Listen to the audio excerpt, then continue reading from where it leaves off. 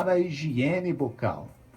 Mudam as atitudes, os hábitos precisam ser alterados, mudados também. E para isso, o Dr. Carlos Bandeira Júnior, da Bandeira Odontologia, elaborou aí um resumo, né, um trabalho técnico e científico sobre essas orientações, e é com ele que nós falamos agora. Carlos Bandeira Júnior, da Bandeira Odontologia. Bom dia. Bom dia, Altair Tavares. Bom dia a todos os ouvintes da Rádio 820 AM, Bandeirantes. Estamos aqui mais uma vez participando desse importante programa e levando esclarecimentos ao público, né? Principalmente nessa época de pandemia. E como você bem disse, nós estamos estudando dia e noite protocolos que garantem, né, uma prevenção da disseminação do coronavírus. E mais do que isso, né, estabelecer um protocolo de higiene bucal que de agora em diante ele deve ser adotado por todos que estão nos ouvindo, e nós vamos procurar disseminar ao máximo, porque a prevenção é a maior arma que nós temos no momento. De fato. Eu fiz aqui uma leitura do material que o senhor elaborou, muito importante, e aí nós até combinamos. Vamos fazer aqui ajustes para, inclusive, distribuir para o nosso ouvinte, Isso. porque tem muitos detalhes. Vamos começar.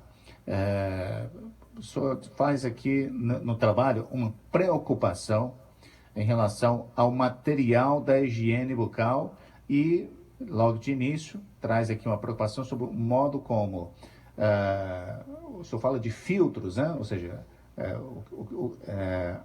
o modo como a gente tem na língua, né, uma espécie de uma base, uma camada, né, que pode proporcionar aí um ambiente favorável a não só ao coronavírus, quanto outras infecções também? Isso mesmo. O que nós chamamos de placa bacteriana ou biofilme, ele se deposita, como você disse, mesmo na língua, né? A gente chama o dorso da língua, naquela parte mais posterior, atrás, e também nas superfícies dos dentes. E principalmente na superfície daqueles últimos dentes. Quem tem o siso atrás do siso, quem não tem logo em seguida.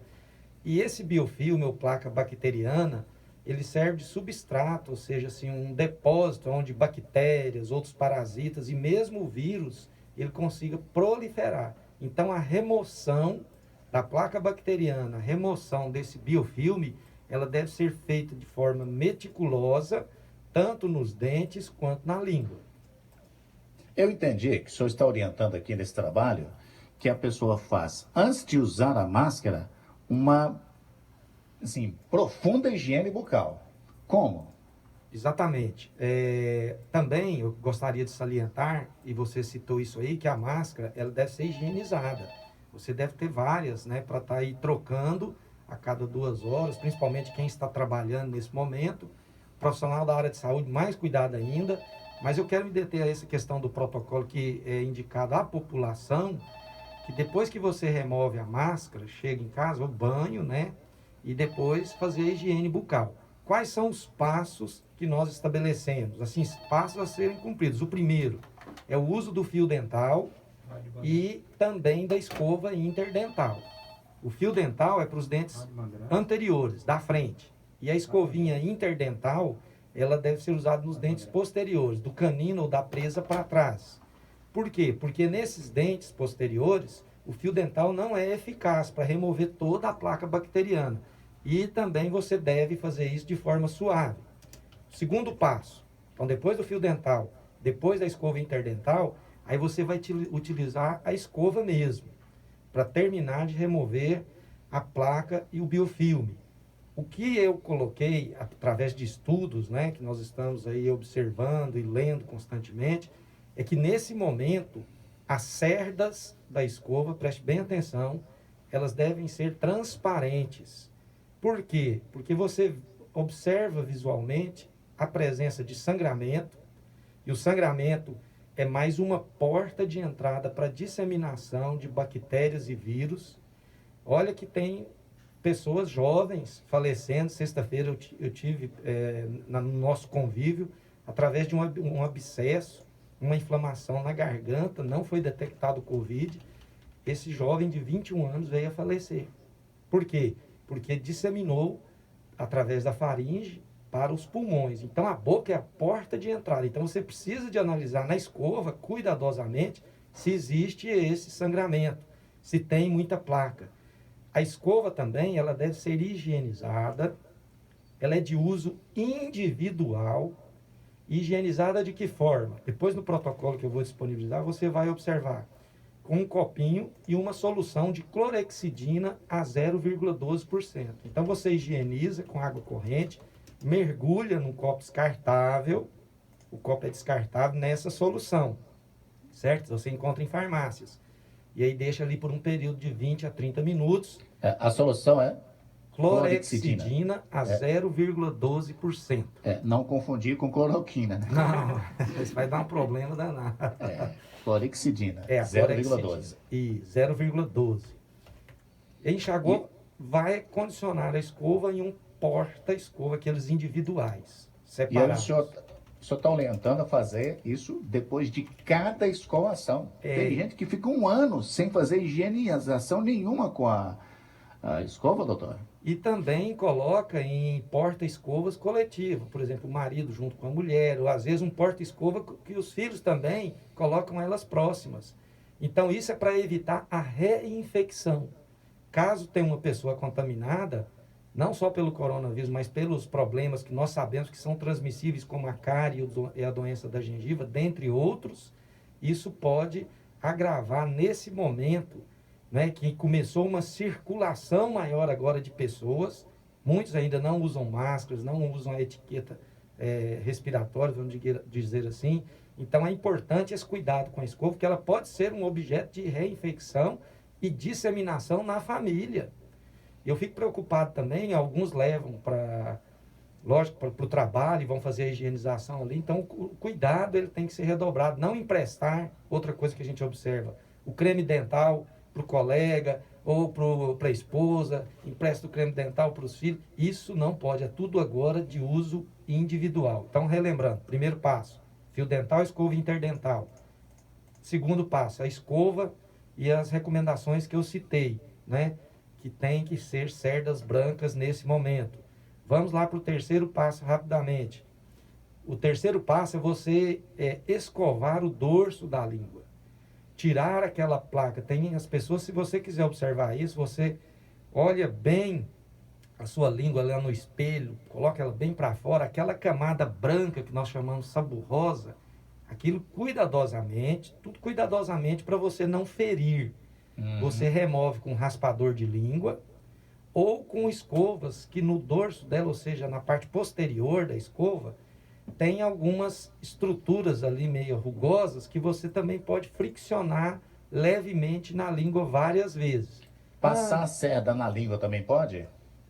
Assim, de forma suave, pode também, se você não tiver outro recurso. E você vai observar, de agora em diante, que fica ali cheio de material.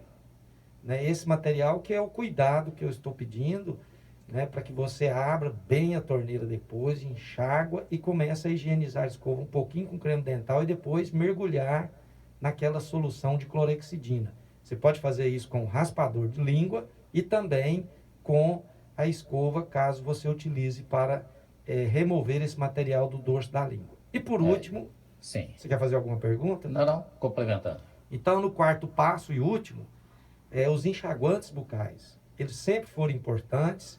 E na medicina, como na odontologia, em qualquer profissão da área da saúde, você deve perguntar ao profissional. Eu estou agora de forma coletiva dizendo isso aí, mas tem que ter os cuidados. Por exemplo, o enxaguante bucal nesse momento é melhor aquele que não possui álcool neste momento, sim, mas que tenha a clorexidina. Então você vai à farmácia, vai olhar no rótulo e lá está escrito clorexidina 0,12%, não possui álcool. Aí você vai bochechar após as principais escovações, faz um gargarejozinho, tá?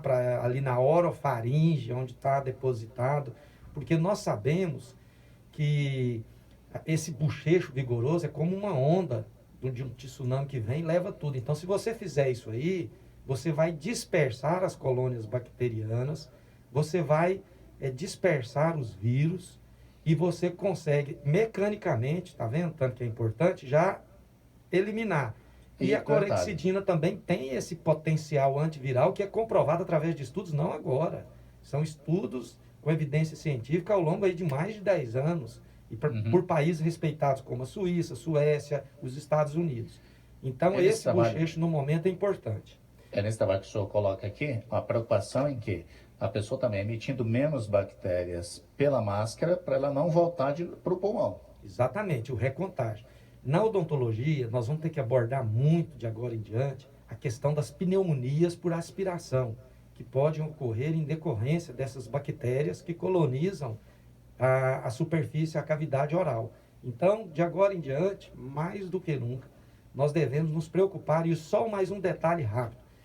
Lembra que eu falei da escova que tem que ter cerdas transparentes? Sim. Claras? Então, você observa ali que está ocorrendo sangramento, você está diante de um problema inflamatório infeccioso um pouco mais grave. Aí nós recomendamos 2 vezes por dia, aí tem que ter uma orientação já do profissional de odontologia. A água oxigenada 10 volumes, que tem poder bactericida e antiviral, uma porção de água oxigenada 10 volumes para 3 de água filtrada, e você realizar um bochecho, né, ali durante aí uns 20, 30 segundos, depois enxaguar bem e, de preferência, escovar suavemente, para você conseguir estancar o sangramento e também você proporcionar uma ação antiviral e também bactericida. Então, essa água oxigenada também tem estudos prolongados, né? Quem trata mais de gengiva, o periodontista, usa muito. Doutor, pois não. É para concluir, e aí, deixando claro, esse material compilado, nós vamos distribuir para o nosso ouvinte, posteriormente. Vou fazer a pergunta que fez logo no começo, aí, uns 2 meses para o senhor. Agora, na volta aí das atividades da interação social, o beijo está liberado? Ainda não. Mesmo o pessoal, assim, é muito preocupante. Se você convive já, por exemplo, pessoa que é casada e tudo, mesmo assim, sai para trabalhar, pode trazer a doença. E ela tem um período de incubação onde não há manifestação de sinais e sintomas. Então, na minha avaliação, a precaução, a prevenção, o beijo ainda aguenta mais um pouco aí.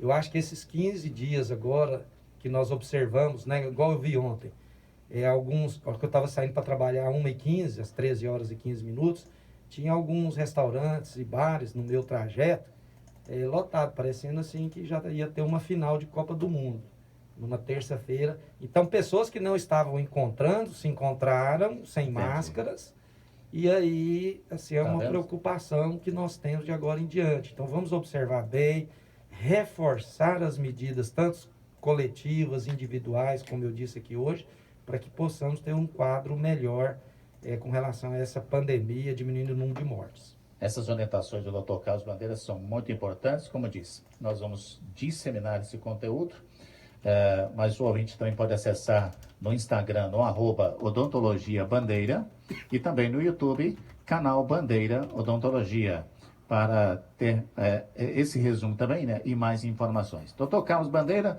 obrigado por participar conosco mais uma vez, nosso encontro semanal muito orientativo e educativo sobre a saúde bucal. Bom dia. Bom dia, muito obrigado, um abraço a todos. Reforço então, no Instagram, @odontologiabandeira, no YouTube, canal Bandeira Odontologia.